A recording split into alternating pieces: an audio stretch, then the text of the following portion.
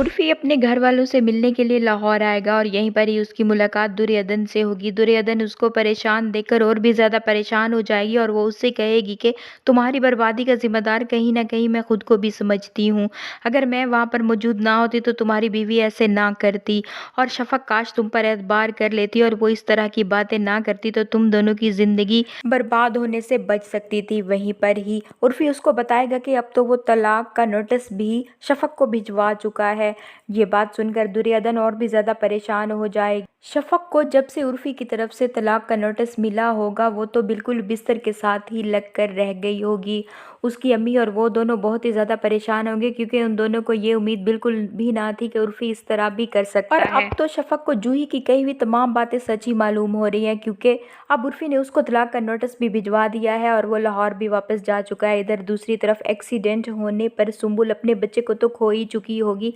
लेकिन साथ ही साथ वो अपना जिस्मानी तवाज़ुन भी खो चुकी होगी और वो बिल्कुल ही माजूर हो चुकी होगी। वहीं पर ही उसके बाप को सहारा देने के लिए वो लड़की मौजूद होगी कि जिस पर जुल्म ढाने में इन दोनों बाप बेटी ने कोई कसर भी उठा नहीं रखी थी। तबरेज़ भी अपनी दूसरी बीवी की इस हालत से बहुत ही ज़्यादा परेशान हो गया होगा और सुंबुल का बाप तो बिल्कुल पागल ही होने वाला होगा जब से उसको ये पता चला होगा कि अब उसकी बेटी दोबारा कभी भी अपने कदमों पर खड़ी नहीं हो सकेगी, बल्कि वो हमेशा हमेशा के लिए माजूर हो चुकी है। वहीं पर ही वो दुर्योधन के सामने हाथ जोड़ेगा और उससे माफ़िया मांगेगा और वो उससे कहेगा कि अगर हो सके तो मुझे और मेरी बेटी को माफ़ कर देना और मेरी बेटी के हक में दुआ ज़रूर करना।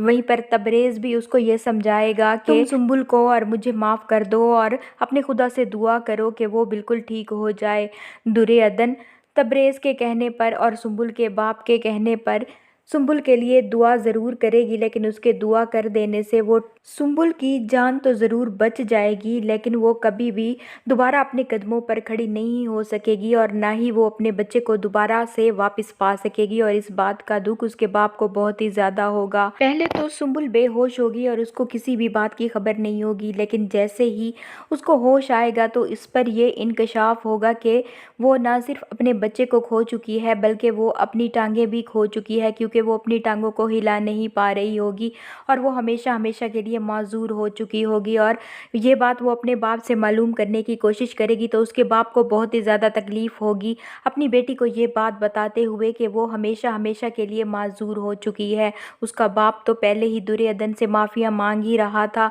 लेकिन वक्त गुजरने के साथ साथ सुंबुल को भी अपने किए गए जुल्म का एहसास होगा और वो भी अपने बाप ही की तरह दुर्योधन से माफिया मांगती फिरेगी। ड्रामा सीरियल कलंदर के आने वाले एपिसोड में आप लोग ये देखेंगे कि सुंबुल तो मुकम्मल तौर पर तबाह बर्बाद हो ही चुकी होगी और अब आने वाली बारी वो जूही की है।